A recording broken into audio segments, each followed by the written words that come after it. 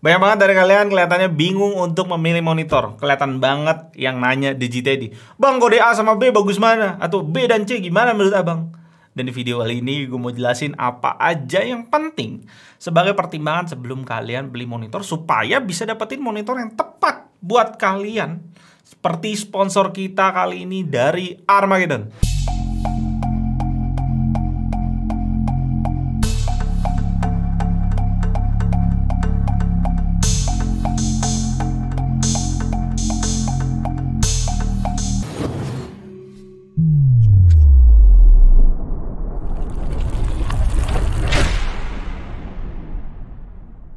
Selamat datang di GTD, channel paling canggih di 2021.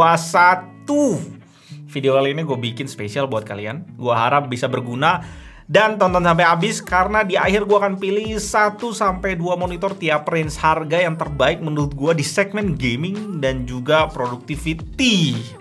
Sebelum gue mulai videonya, pastiin kalian nonton video perbandingan kita untuk 3 panel monitor, IPS versus VA versus TN, supaya kalian dapetin gambaran lebih lengkap lagi dengan video ini. Gue taruh videonya di card di atas. Akan ada 3 poin penting yang gue bahas di video ini. Yang pertama, pastiin kebutuhan kalian sebelum beli monitor. Yang kedua, sweet spot. Apa nih sweet spot? Nanti kita bahas. Dan yang terakhir, yang paling penting dan pastinya, budget kalian. Langsung aja kita bahas tanpa basa-basi poin yang pertama. Tentukan dengan jelas apa kebutuhan kalian, kayak gaming kompetitif kah, gaming casual kah, atau khusus designer atau kantoran gitu ya. Karena ini berpengaruh sama monitor apa yang cocok buat kalian. Contoh konkretnya, gaming kompetitif 100% tentunya kalian akan cari 240 Hz atau 360 Hz untuk sekarang ini, entah itu IPS panel atau TN panel. Kayaknya sih TN panel 360 Hz udah nggak ada ya. Tapi kalau kalian mau gaming casual aja cukup cari 60 Hz, tapi cari yang 1440p atau 4K atau 8K kalau ada duit. Atau kalian mau full color grading, carilah yang color gamutnya tinggi atau dan resolusi tinggi atau resolusi tinggi. Mau space kerja kalian lebar, tab super banyak, timeline di Premiere panjang dan luas, bisa pilih ultrawide 34 inch 1440p. Ini sih semakin kalian bisa spesifik dengan kebutuhan kalian bisa nentuin jauh lebih mudah monitor yang kalian butuhin. Ini penting banget, apalagi sekarang monitor harganya udah mulai mepet-mepet. Tambah sedikit dapat resolusi lebih bagus, tapi harus turun. Tambah dikit dapat ergonomic stand, nambah dikit lagi dapat speaker dan seterusnya. Dengan lu tahu kebutuhan lu di awal, akan lebih mudah untuk membeli monitor. Masalahnya yang terjadi di pasaran, setiap brand ngeluarin sebuah segmen monitor yang sama dengan berbeda-beda harga. Bahkan kadang rentang harganya nggak cuma 100-200 ribu, bisa sampai 1-2 jutaan. Maka dari itu kita butuh masuk ke poin berikutnya. Gue sebut ini teori sweet spot. Kalian pasti pernah dengar slogan ini, ada harga ada rupa. Tapi pada kenyataannya slogan itu nggak selalu berlaku. Gue ada bikin 2 chart buat kalian supaya ini lebih mudah dicerna. Value berbanding harga, ini yang suka terjadi di pasaran. Chart yang pertama, slogan tadi berlaku sampai angka 5 aja sebenarnya. Pada saat kalian bayar 6, mulai kalian dapetin value itu nggak sejajar naiknya dengan harga yang kalian bayar. Ini secara general. Contohnya gue pernah beli stand mic itu harga berapa ratus ribu ya, kayaknya nggak nyampe 100 ribu. Itu ya bisa buat mic gitu. Tapi ketika lo mau dapetin the best, anggaplah yang tadi kita bayar itu 2 lah ya, kita dapetin 2 juga. Lu mau dapetin yang the best gitu, itu 1,5 juta gue beli juga Rode gitu, 1,5 juta itu the best banget. Tapi kalian value-nya kan nggak naiknya secara signifikan. Kalian bayar 10 cuma dapat 7 atau 8 atau 5, ya ini contoh aja. Tapi kalau gue lihat di pasaran monitor hari-hari ini, yang terjadi malah lebih parah. Dan chart kedua gue bikin biar kalian jelas gambarannya yang terjadi. Di chart kedua ini bener-bener gambarin ke kita yang terjadi di dunia permonitoran dalam waktu dekat-dekat ini. Dimana ketika kalian bayar melebihi sweet spot, yaitu angka 5, misalnya 6 lah. Value yang kalian dapetin itu nggak beda jauh sama sweet spot, atau kadang bisa lebih rendah. Contohnya mungkin di MSI MAG 274R, dimana di monitor itu lebih mahal dibanding sweet spot kita antara Asus VG279QL1A atau AOC 27G2. Dikasih kita USB-C yang sebenarnya nggak guna-guna banget untuk sebuah monitor gaming, apalagi USB-C dia cuma bisa 15 watt yang nggak bisa charge ultrabook.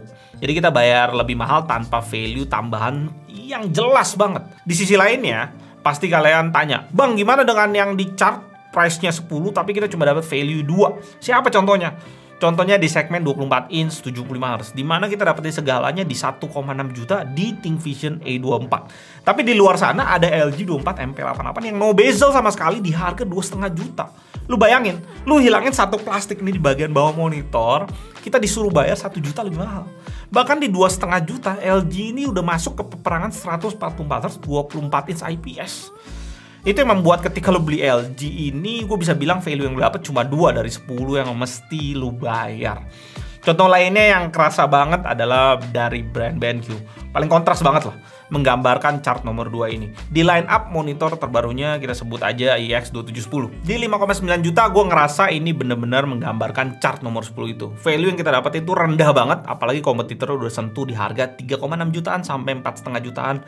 Lu udah dapat bagus banget di sana. Dan mungkin kalian tanya, Bang, BenQ kan bagus ini, bagus itunya, bagus ininya. Dan kita masuk ke hal berikutnya yang membuat kita melihat lebih jelas atau mengerti lebih jelas tentang sweet spot ini. Kalau kalian sering nonton video GTAD, kalian sering banget lah nemuin gue bandingin harga monitor dengan di China atau di US. Alasannya sederhana, karena gue ngerasa di Indonesia harga monitor buat gue masih kemahalan. Dan dengan ngeliat negara maju kayak US dan China, sistem jualan mereka yang udah naik level dibanding kita, dan dengan persaingan yang sangat ketat di negara-negara tersebut, brand-brand itu mengejar harga yang gue bisa bilang lebih jujur dibanding di Indonesia. Melihat hal itu, kira-kira kita bisa tahu monitor tipe ini dijual di Indonesia takaran kemahalan dia sampai mana. Gue ambil contoh BenQ tadi, IX2710 di Amazon.com di harga 299 US. Kalau kita bandingin sama Asus VG279QL1A di 319 US, kita langsung tahu kalau memang BenQ Indonesia aja yang mau jual mahal monitor itu. Jadi dengan kita lihat di negara maju seperti China dan US, kita bisa lebih mudah melihat sebuah kode monitor itu kemahalan atau enggaknya. Bahkan kemahalannya taraf tinggi atau enggaknya. Kenapa di China dan US bisa lebih murah? Itu pembahasan di video lainnya kali ya. Poin yang terakhir, setelah kalian tahu kebutuhan dan sweet spot adalah budget. Spesifiknya gue sebut fleksibilitas budget. Jadi gue harap budget kalian sedikit fleksibel supaya kalian nggak nyesel beli monitor. Karena monitor tuh pada dasarnya jarang rusak. Dan yang kedua adalah monitor itu harganya mepet-mepet. Dikit-dikit udah dapetin yang lain. Gue kasih contoh kasus. Anggaplah kalian punya 4 juta. Itu angka yang agak nanggung sebenarnya. Either lu mau naik ke AOC 1440p 144 Hz jadi nambah 400 ribu jadi 4,4 juta, atau ke Full HD IPS 144 Hz 27 inch di AOC 27G2 dapat kembalian 400 ribu. Kalian lihat ya, satu lu dapetin Full HD, satu lu dapetin QHD. Jadi gue saranin dulu, tahu dulu kebutuhan kalian secara spesifik, baru cari monitornya. Dan seperti gue janjiin di awal, di akhir ini ada rekomendasi dari gue, monitor sweet spot di segmen masing-masing. Sedikit catatan, segmen yang gue ambil yang cukup general aja ya, karena kalau semuanya bisa pecah pala gue. 24 inch Full HD 75 Hz di bawah 2 juta. Ini monitor untuk semua orang, tentunya masih Thinvision A24 yang berikan segalanya di 1,6 juta. Dan gue juga melihat ViewSonic VX2481 naik harga, jadi balik lagi tahtanya ke Thinvision. Gaming, kita masuk ke segmen gaming dulu di awal. 24 inch Full HD 144 Hz. Kalian udah pasti tahu jawabannya, AOC 24G2 atau Asus VG249Q. Pertimbangannya di garansinya dan juga motion blur-nya AOC lebih rendah sih. 24 inch atau 25 inch Full HD 240 Hz tanpa mikir dua kali, Lenovo Y2525, IPS warnanya bagus dan juga 240 Hz dapat.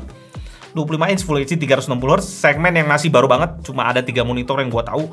Asus PG259QN yang kalian lagi lihat di depan ini, atau PG259QNR yang support reflex latency analyzer dan Alienware AW2521H. Berikutnya 27 inch Full HD 144 Hz. Sweet spot kita di AOC 27G2 dan juga Asus PG279QL1A. Kedua ini kita bisa bilang sweet spot karena mereka cocok banget di harganya. 27 inch Full HD 240 Hz. Untuk TN ada LG 27GK 750F dan IPS ada LG 27GN 750F. Next, 27 inch QHD 144 Hz, pilihan kita jatuh ke AOC CQ27G2 karena paling murah. Walaupun VA, gue tetap pilih dia dibanding ViewSonic VX2705. Cek alasannya di review AOC itu. 32 inch QHD 144 Hz, dipegang oleh Lenovo G32QC 10. Paling murah ini di 4,8 juta. 34 inch VQHD 144 Hz. Nggak usah dikata-kata lagi, Xiaomi 34 inch the best, no debat. Cek videonya, bukan cuma buat gaming, dia bisa buat kerja juga. Ini the best di harga 5 jutaan. ya sekarang udah jatuh ke harga 5 jutaan. Kita masuk ke segmen productivity, gue pilih yang 60Hz atau 75Hz yang menarik aja. Soalnya gini guys, di beberapa monitor gaming saat ini, terutama yang IPS, kualitas color gamut dan akurasi warna udah bener-bener bagus banget. Dengan harga yang sangat-sangat terjangkau. Kalian tanya, kok bisa gitu bang? Tentunya semua berdampak dengan penjualan monitor gaming kuantiti jauh lebih banyak dibanding monitor yang fokus banget di productivity. Jadi tentunya harganya lebih di price murah di pasaran untuk gaming. Ya iyalah ya, monitor gaming lu bisa buat productivity, monitor productivity buat gaming burik 75Hz. Kita mulai 24 inch QHD 75Hz Lenovo L24Q di 2,9 juta. Untuk USB-C-nya ada di AOC Q24P2C. Kalau udah launch resmi di 3,5 juta, ini murah banget untuk sebuah monitor USB-C 65 watt. Berikutnya 27 inch Full HD 75Hz. Segmen ini kalau bisa kalian jangan beli dulu karena nggak terlalu menarik. Soalnya brand-brand sekarang ini masih jual deket ke harga 3 juta, sedangkan yang seharusnya terjadi kalau kita lihat patokan di luar sana, terutama di China, harusnya udah mulai deket ke 2 juta atau di bawah 2 juta. Mungkin yang paling deket ada di AOC 27B2H, itu baru launching juga. Berikutnya 27 inch QHD 75Hz, Dell S2721 DS 3,8 juta, build quality bagus banget, atau yang murahnya di ViewSonic VA27192K di 3,2 juta. Berikutnya 27 inch 4K, ada Dell S2721QS di 4,8 juta, yang kosongnya udah lama. Atau lo bisa pilih Philips 278E1A di 4,2 juta, dia garansinya cuma setahun. Dan ada juga tipe USB-C murah di Thinvision T2710 di 5,7 juta.